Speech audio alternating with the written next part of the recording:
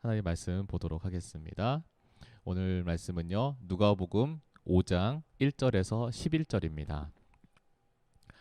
무리가 몰려와서 하나님의 말씀을 들을새 예수는 게네사렛 호숫가에 서서 호숫가에 배 두 척이 있는 것을 보시니 어부들은 배에서 나와서 그물을 씻는지라.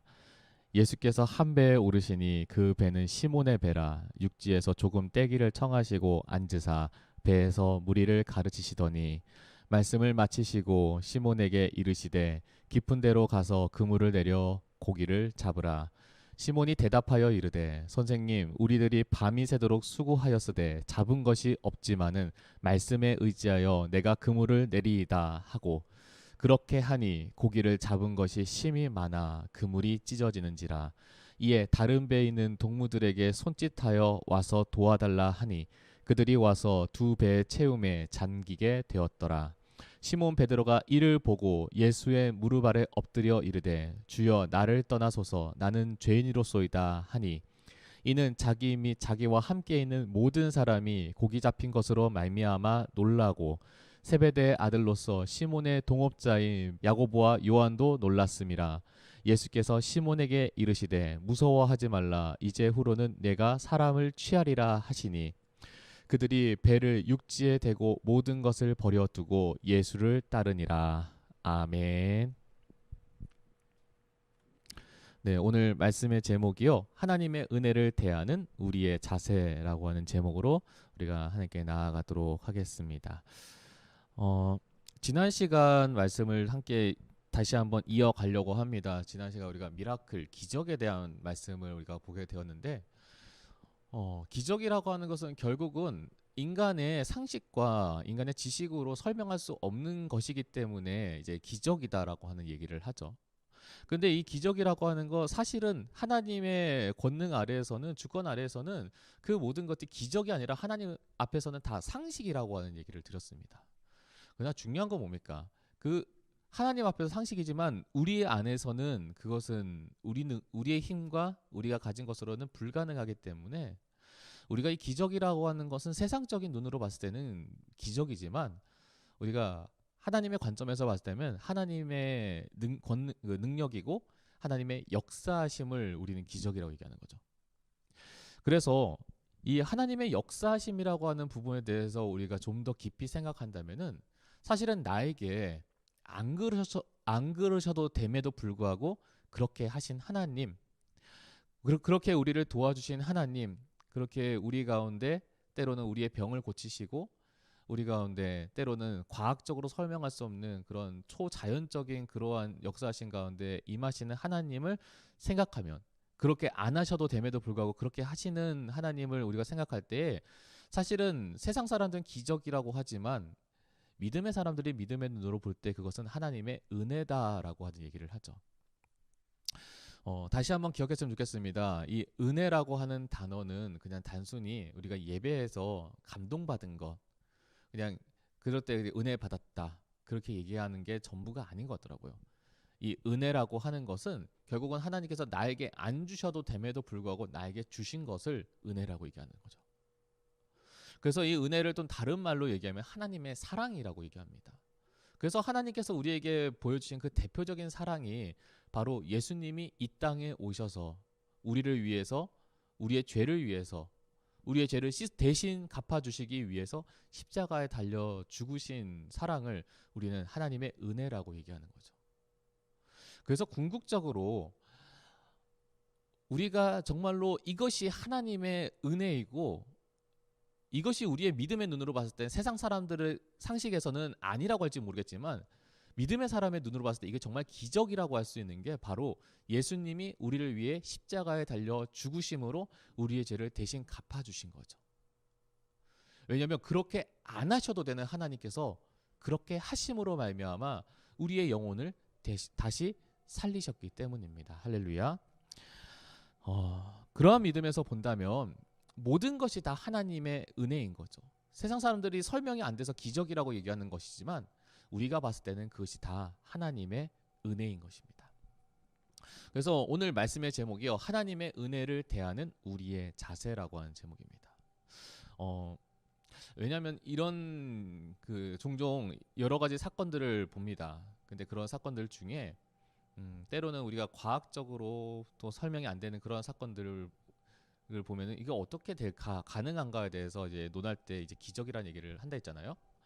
근데 그거를 보면은 그렇게 경험하는 사람들 중에 하나님을 아는 사람도 있는데 하나님을 믿지 않는 사람들도 그러한 일을 경험을 하더라고 하는 겁니다. 그래서 하나님께서 은혜를 베풀어 주시고 하나님께서 때로는 말로 글로 설명할 수 없는 방법으로 이제 사람들을 도와주실 때에 그냥 단순히 믿는 사람만 그렇게 하는 것이 아니라 믿지 않는 사람에게도 그렇게 하는 경우들이 더러 있죠. 그렇기 때문에 우리가 세상 사람들에 대해서 이분법적으로 생각을 피하셨으면 좋겠습니다. 무슨 얘기냐면 아주 단순해. 나는 교회를 다녀. 나는 예수님을 믿어. 그러니까 나는 하나님께 복받을 사람이야. 이렇게만 생각을 하고 쟤는 예수님을 믿지 않아. 하나님을 몰라. 그러니까 저한테는 하나님의 은혜가 하나님이 얘를 도와주시지 않으실 거야라고 하는 그런 딱 잘라가지고 이분법적인 생각을 피하셔야 된다는 거죠. 왜냐하면 하나님은 믿는 우리도 사랑하시지만 아직 하나님 품에 돌아오지 않는 이들도 동일하게 사랑하고 계시기 때문이에요. 그래서 예수님께서 복음서에 누가복음 15장에 동전 한 입의 비유나 잃은 양의 비유나 탕자의 비유에서 나온 얘기가 뭡니까?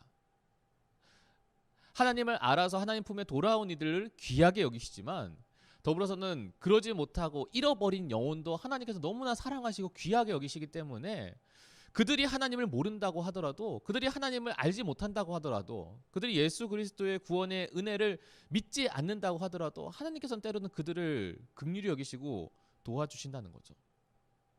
그래서 우리가 무조건 하나님 믿으면 복 받는다가 아니라 하나님을 모르는 사람들도 하나님께서는 그들을 불쌍히 여기시고 긍휼히 여기시는 하나님이시라고 하는 것을 우리의 눈을 들어서 우리의 시각을 넓혀야 된다는 거죠. 그런데 그렇게 해서 하나님의 은혜를 경험한다고 하더라도요. 제자리인 사람들이 있다고 하는 거죠. 그래서 오늘의 말씀에 하나님의 은혜를 경험한 이 베드로의 이야기에 주목했으면 좋겠습니다. 오늘 말씀에 이 누가복음에 나오는 이 5장에 나오는 이 사건은요. 베드로가 예수님을 영접하는 사건이죠. 그리고 베드로가 예수님의 제자가 되는 사건입니다. 되게 유명한 사건이죠. 너무나 많은 사람들이 아는 사건입니다. 내용은 간단하게 설명합니다. 예수님께서 사람들에게 말씀을 가르치시고 나서 이제 가르치시고 있었어요. 근데 거기가 이제 바닷가였던 것 같아요. 그래서 바닷가에서 말씀을 가르치시고 나서 이제 저기서 이제 어선이 이제 고깃배죠. 고깃배가 이제 찬찬찬 이제 해안가로 다시 들어와서 이제 정리하려고 하는 상황이었습니다. 그때 말씀을 마치시고 나서 예수님이 갑자기 그 배에 타신 거예요. 근데 그 배가 누구의 배냐면 바로 이 베드로의 배였던 거죠. 그리고 이제 고기를 잡으러 이제 나아가자라고 하는 거죠. 그런데 어부인 베드로의 입장에서 봤을 때 지금 자기가 이 배에 타서 그물을 내려가지고 그물을 내린다고 하는 것은 헛수고라고 하는 것을 너무나 잘 안 거죠. 왜냐면 베드로는 어부였습니다. 어부이기 때문에 지금 어느 때에 그물을 내려야 고기가 잘 잡히는지 아니면 헛수고인지를 너무나 잘 알고 있었던 거죠.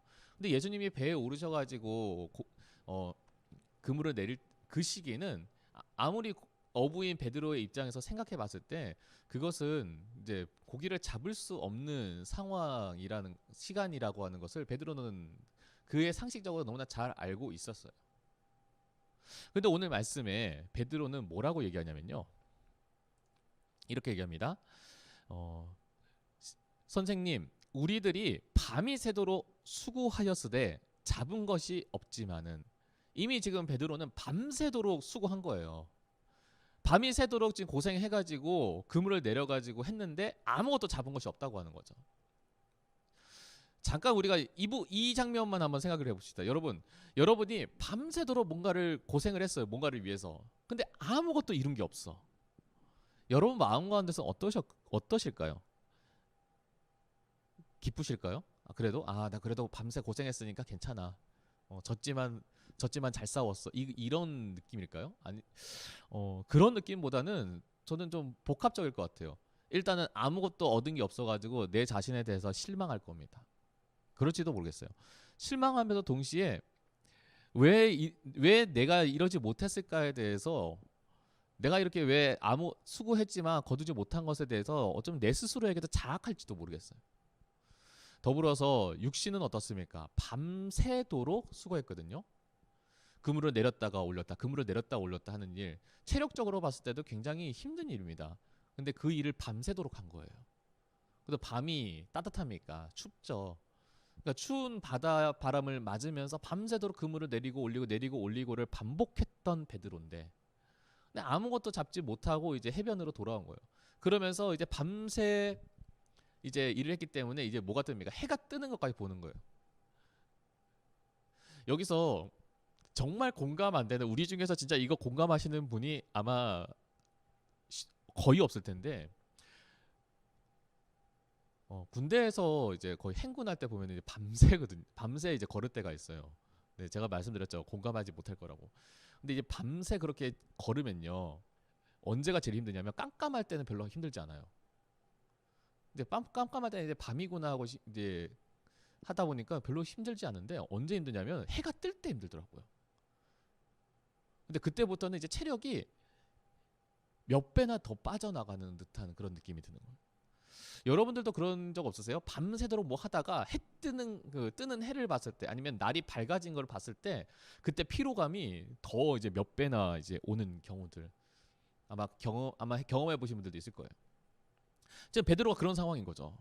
그렇게 밤새도록 그물을 내려가지고 아무것도 거둔 것 없고, 그러면서 이제 지친 몸과 마음을 가지고 해변가에 나왔는데 갑자기 누가 배를 탄 거예요. 그리고 다시 바다로 나가자라고 한 거죠. 어쩌면은 그 좀 예민한 사람 입장에서는 굉장히 화가 나고 짜증이 나고 그랬을지도 모르겠어요. 아니 왜 배 타세요? 내리세요. 우리 지금 배 그냥 다 닫았어요. 이제 그러니까 내리세요. 다른 배 타세요. 이럴지도 모르겠어요. 근데 베드로가 여기서 되게 유명한 이야기를 하죠. 뭐라고 하냐면 말씀에 의지하여 내가 그물을 내리되이다 라고 하는 거죠. 다시 한번 얘기할까요? 말씀에 의지하여 내가 그물을 내리이다. 그러니까 베드로는 지금 여러모로 지칩니다. 힘들어요. 아무것도 잡지 못해가지고 자기한테도 실망스러워요. 그런데 앞에도 얘기했지만요, 예수님께서 뭐 하셨습니까?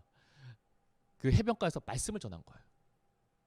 그러니까 해변가에 돌아와가지고 그물을 씻고 이제 정리를 하는 베드로가 그 정리하는 와중에 말씀을 들은 거죠. 근데 그 말씀이 베드로에게 있어서는 자기가 지친 마음 가운데서 그게 뭔가 힘이 났던 것 같아요. 그게 뭔가 자신이 이 밤새도록 아무것도 걷지 못한 것에 대한 위로가 됐던 것 같아요. 때로 용기가 됐을지도 모르겠어요. 그러니까 예수님이 배에 오르셨을 때 예수님에 대해서 이게 화가 나거나 예민해하거나 아니면 거절하는 그런 부정적인 마음이 있었던 것이 아니라, 오히려 예수님이 이제 배 타고 나서 이제 깊은 곳에 가서 그물을 내리라고 했을 때 이 베드로의 마음 같은 말씀에 의지하여 예수님께서 나에게 그렇게 귀한 말씀을 전해주신 그 마음의 위로를 받고 힘을 얻어서 내가 다시 한번 그물을 내려 바다에 나아가겠습니다 라고 했던 거죠. 여러분, 오늘 이 말씀을 우리가 볼 때 한 가지 중요한 사실을 기억했으면 좋겠습니다. 하나님의 은혜는 앞에도 얘기했지만 누구에게나 찾아옵니다. 누구에게나 찾아오고요, 누구에게나 그것을 경험하게 됩니다. 근데 정말로 그것이 하나님의 은혜인지 하나님의 사랑인지를, 그것을 아는 사람들은 어떤 사람일까요? 하나님의 말씀이 있는 사람이에요. 하나님이 누구신지를 아는 사람이에요. 하나님이 나에게 무엇을 하고 계신지를 아는 사람이에요. 그렇기 때문에 우리의 삶에서도 내 삶에서 지금 하나님께서 어떻게 일하시는지 어떻게 역사하시는지에 대해서 내가 분명하게 경험을 하고 고백을 하기 위해서 나한테 정말 필요한 게 뭐냐? 다른 건 아니더라고요. 바로 하나님의 말씀이에요. 그 말씀이라고 하는 필터가 하나님이 나에게 은혜를 주시는구나, 나를 사랑해 주시는가를 알게끔 느끼게끔 보여주는 거죠. 그게 하나님의 말씀의 능력입니다. 다시 돌아와서 베드로는요 하나님의 말씀에 의지해서 그물을 내려요. 그리고 나서 그 결과는 우리는 어릴 때부터 계속 많이 듣죠. 고기가 너무 많이 나서 그물이 찢어질 것 같아서 다른 사람한테 도와달라고 해서 그 배에서도 고기를 가득 실어가지고 돌아오게 됩니다. 결국은 베드로는 하나님의 말씀에 의지해가지고 하나님의 놀라운 역사심을 경험하게 됩니다. 근데 앞에도 얘기했지만요, 하나님의 놀라운 역사심을 경험을 했어요. 경험은 했지만 경험을 하고 나서도 여전히 하나님께 나아가는 길이 아니라 하나님이 아니라 다시 내 삶으로 세상으로 돌아오는 사람들이 많죠. 성경에도 그런 사람들이 많이 나옵니다. 그 대표적인 예가 오병이어 사건이에요. 보리떡 5개와 물고기 2마리로 무려 남자만 5,000명을 먹였어요. 남자만 5,000명이지 그러면 거기에 여자나 아이나 노인들까지 다 합치면은 그 숫자는 더 많겠죠. 그 어마어마한 숫자의 많은 사람들을 단지 보리떡 5개와 물고기 2마리로 먹이신 거예요. 그러한 놀라운 기적을 경험하고 나서 그러면 그렇게 경험했던 그들이 그것을 통해서 예수님이 정말로 하나님의 아들이시구나, 정말 하나님께서 우리 가운데 놀랍게 역사하시는구나, 일하시는구나, 정말 우리가 예수님을 믿고 따르면은 그분의 제자가 되면은 정말 우리가 하나님의 나라와 영광을 위해 살면은 그것이 우리 인생 가운데 중요한 일이겠구나, 그것을 깨달았을까요? 죄송하지만 예수님께서 그들에게 떡과 물고기를 나누어 주시고 그들을 먹이고 나서 그들에게 말씀을 가르치세요. 내가 생명의 떡이라고 했어요. 그런데 그들 중에 그것을 그대로 받아들이는 것이 아니라 오히려 그것을 거부하고 받아들이지 못하는 사람들이 그 중에는 대다수였다는 거죠. 무려 장정만 5,000명이 경험한 기적인데도 불구하고요, 하나님께 돌아오는 사람들은, 예수님의 제자가 된 사람은 많지 않았다는 거죠. 그래서 오늘 말씀이 참 재밌는 것 같아요. 왜냐하면 베드로는 예수님을 만나고 나서 어떻게 됩니까? 그는 더 이상 어부가 되지 않았어요.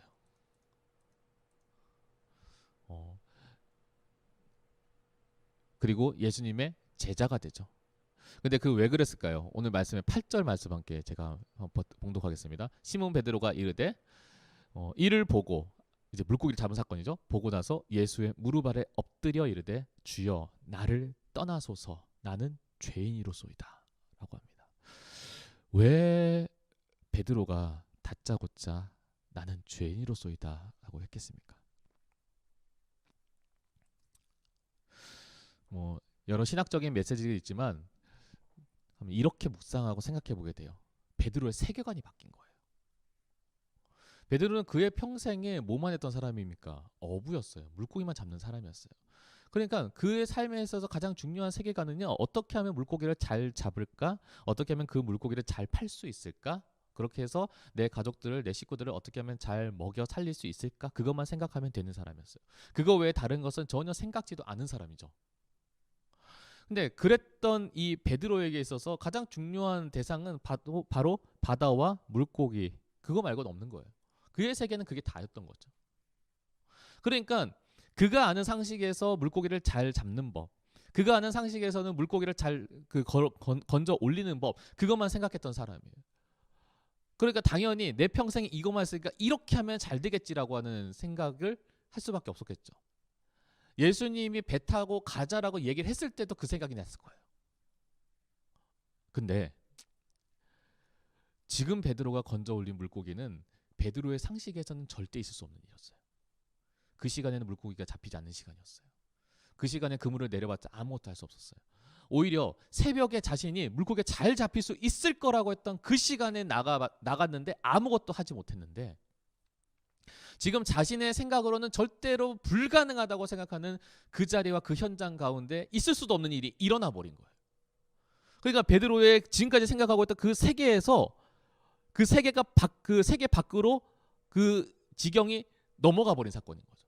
마치 우물 안에 개구리가 우물 밖으로 나가버린 거예요. 근데 우물 안에 있던 개구리가 우물 밖에 나갔을 때 어떤 마음이 들까요? 와, 우물보다 더 넓은 세계가 있구나. 아싸.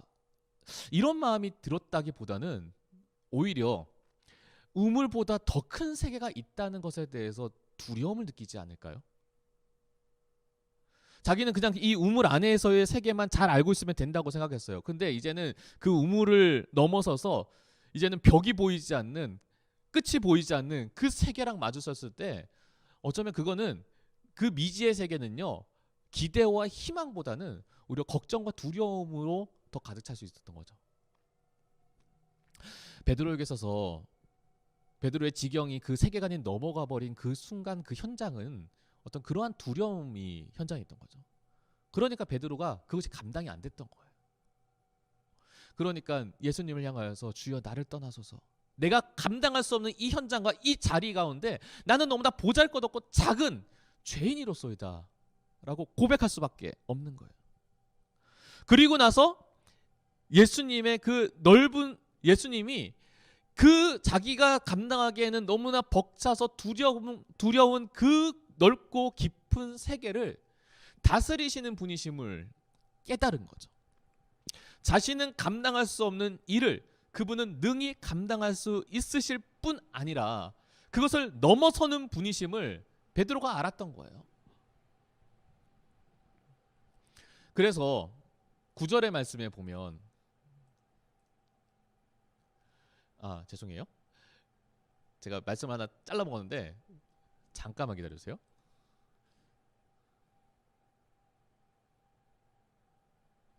네, 요 말씀 먼저 볼게요.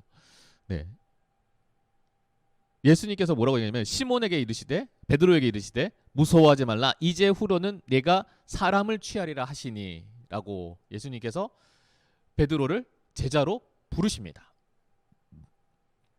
근데 그 제자로 부름을 받은 베드로가 그렇게 해서 어떻게 했을까요? 그 말 이제 결론이 11절이죠. 그들이 베드를 육지에 대고 모든 것을 버려두고 예수를 따르니라. 베드로와 이제 함께했던 야고보와 안드레가 어떻게 합니까? 그물을 버려두고 배를 버려두고 그렇게 쌓아놓는 물고기를 다 버려두고 예수님을 쫓았다라고 하는 거죠. 결국은요, 예수님을 만나고 나서 베드로는 그렇게 많은 물고기를 낚고 나서 베드로는 그 모든 물고기를 가지고 물고기를 잘 팔아서 그 부자가 되는 그러한 스토리로 결말을 맺는 것이 아니라 그 모든 것을 다 버려두고 예수님을 쫓아간 거예요. 앞에 얘기했지만 자기가 이제 감당할 수 없는 그 세계와 그 상황들을 봤을 때 결국은 내가 따라야 되는 것이 내가 가지고 있는 물고기 잡는 기술이 아니었고 내가 평생 어부였다고 하는 그 직종이 아니었고 배가 아니었고 그물이 아니었고 예수님이었다라고 하는 거죠. 왜? 그분만이 이 모든 것들을 다스리고 인도하시는 유일한 분이심을 베드로는 알았던 거예요. 가끔 영화나 만화나 소설 보면은 이게 뭐 장르는 아닌데 그런 종류의 이제 클리셰로 많이 나오는 스토리들이 있죠. 가끔 보면 이제 요즘 특히 판타지 영화에서 많이 나오죠. 판타지 영화나 뭐 만화나 요즘 웹툰이나 뭐 소설 이런 거 보면은 무슨 얘기를 하려고 하냐면요. 아마 한 번쯤은 이 단어 들어보셨을 거예요. 먼치킨. 네, 치킨 아니고요. 네, 그냥 그 닭고기 아니에요, 여러분이 아는. 네, 그 먼치킨이라고 하는 류의 장르를 아마 아시는 분 아실 거예요. 아마 만화나 소설 좋아하시는 분들이 많이 아시겠죠. 뭐냐면은 다른 사람들은 다 그냥 비범한데 주인공만 유독 이만큼 센.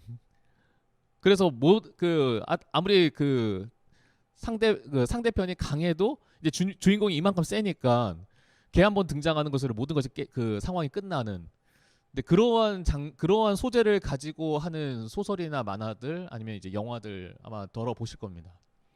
그러니까 주인공이 너무 센 거예요. 근데 그 주인공이 너무 강해가지고 시원시원하게 하는 전개를 너무 좋아해서 사람들이 그런 장르를, 그런 류의 소재를 좋아하시는 분들이 이제 많은 걸로 알고 있어요.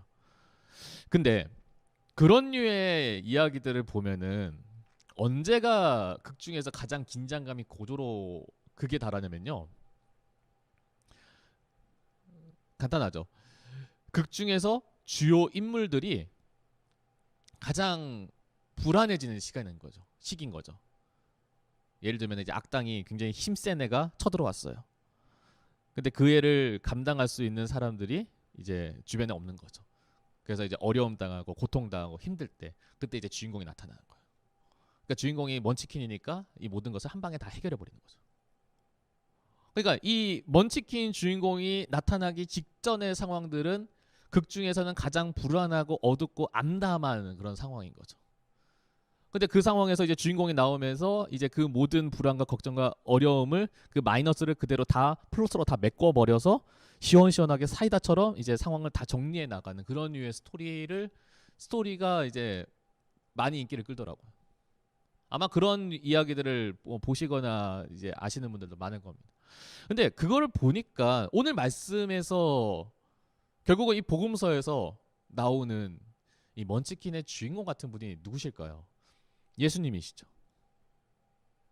모든 상황 가운데에 얽매이지 않고 구속되지 않고 그걸 넘어서서 그것을 다스리시고 그리고 그것을 그 심지어는 죽음조차도 이겨 나가시는 자연 만물에 있어서 어부의 상식으로 넘어서는 말도 안 되는 그런 불가능한 일도 예수님 앞에서는 가능한 것이고 심지어는 어부인 자신이 배를 끌고 바다에 나갔을 때 감당할 수 없는 태풍을 만나고 폭풍을 만났을 때 자신이 죽게 되었노라고 했을 때 예수님은 말 한마디로 모든 건 정리하시고 심지어는 십자가에 달려 죽으셔서 모든 것이 끝나서 실망 가운데 자기 고향으로 돌아갈까를 고민하고 있을 때에 부활하셔가지고 그들로 하여금 정말로 하나님의 아들이심을 보여주신 그 예수님이야말로 이 세상 가운데 사람들이 감당할 수 없는 지경의 삶에서 그것을 넘어서는 분이 바로 예수님이셨던 거죠.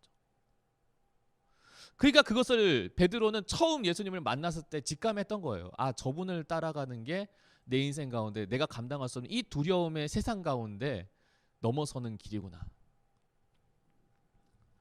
우리도 똑같습니다. 우리도 베드로와 똑같아요. 아니, 정확히 말하면 우리도 베드로와 똑같은 고백을 해야 돼요. 뭐냐? 우리는 예수님이 없으면 안 된다. 한번 고백해 보겠습니다. 여러분 한번 저를 따라서 고백해 주시겠어요? 바꿀게요. 나는 예수님이 없으면 안 된다. 다시 한번 얘기할까요? 나는 예수님이 없으면 안 된다. 우리는 이것을 늘 기억해야 됩니다. 그래서 오늘 이 말씀을 우리가 경험을 하면서 우리의 삶에서 때로는 말도 안 되는 기적을 아직은 경험하지 못하신 분들이 있을지도 모르겠어요. 근데 말도 안 되는 기적했을 때 사실은요, 우리가 이렇게 예배드리는 것도 저는 기적이라고 봐요. 왜냐면 딱 진짜 10년 전만 하더라도 이렇게 예배드릴 수 있는 환경이 안 됐죠. 지금처럼 인터넷이 고도로 발달하고 이제 개인이 방송을 이제 틀 수 있는 그런 상황이 되니까 이 모든 것들이 가능해진 거예요. 그러니까 이 코로나라고 하는 어려움이 닥쳐와서 우리가 모여서 예배드리지는 못하지만 그냥 지금 우리가 있는 자리에서 예배드릴 수 있는 환경이 만들어지는 거죠. 저는 이것도 기적이라고 봅니다. 왜냐하면 10년 전의 관점에서 봤을 때 이거는 상식적으로 불가능한 거예요. 그 당시로서는 뭐 방송을 하려면 고가의 장비가 있어야 되고, 네, 또 개인 사설 서버가 있어야 되고 이제 그랬던 시절이거든요. 근데 지금은 그렇지 않잖아요. 어쨌든 그것도 자체도 이게 기적이 될 수 있는 거죠.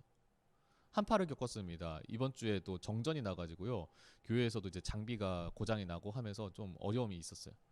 그런 생각이 들더라고요. 그 한파로 인해서 어려움을 겪었지만 그 어려움 때문에 내가 큰 해를 당하지 않은 것도 기적이 될 수 있어요.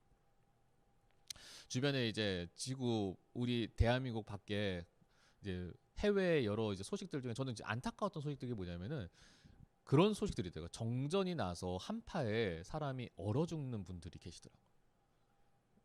마음이 아픈 거죠. 어떤 분들은 가장 기본적으로 자신의 체온을 유지하고 보조할 수 있는 그 상황들이 갑작스럽게 예기치 못한 정전으로 해가지고 목숨을 잃는 경우들이 있더라고요. 그러니까 정전 때문에 사람이 죽을 수도 있는 상황이 되는 거죠. 그런 것들 생각하다면 우리의 삶에서 기적이라고 다른 사람들 봤을 때 기적이라고 설명할 수 있는 것들이 우리의 삶에서 참 많이 있는 것 같아요. 근데 앞에도 얘기했지만 사람들은 기적이라고 얘기했지만 우리가 볼 때는 그거는 하나님의 은혜인 거죠. 그리고 그 은혜를 우리 가운데 주시는 그 하나님이 내 아버지시고 내 생명 되신다는 것을 우리가 안다면은 결국 우리가 베드로의 고백처럼 우리는 주님을 떠나서는 살 수가 없는 것이죠. 그래서 오늘 말씀의 제목이 기적을 대하는 우리의 자세입니다. 우리가 알면 알수록 우리의 삶은 늘 항상 기적의 연속입니다. 그 기적의 연속 속에 살고 있는 여러분, 그 기적의 연속 속에서 우리가 당연히 하나님께서 나를 도와주시겠지라고 하는 그것을 그냥 상식적으로 아는 것이 아니라 그것이 정말 내 삶 가운데 내가 그래서 주님을 떠나서는 살 수가 없음을 고백하면서 우리가 늘 항상 주님 붙들고 살아가는 저와 여러분이 되시기를 간절히 소망합니다. 그래서 오늘도 그러니까 이 예배 가운데 나오는 이 자리가 하나님의 은혜이고 하나님의 사랑임을 우리가 알아서 우리의 마음이 늘 항상 주님을 떠나지 않기를 소망하며 주님을 붙들고 살아가는 그런 저와 여러분 되시기를 간절히 소망합니다.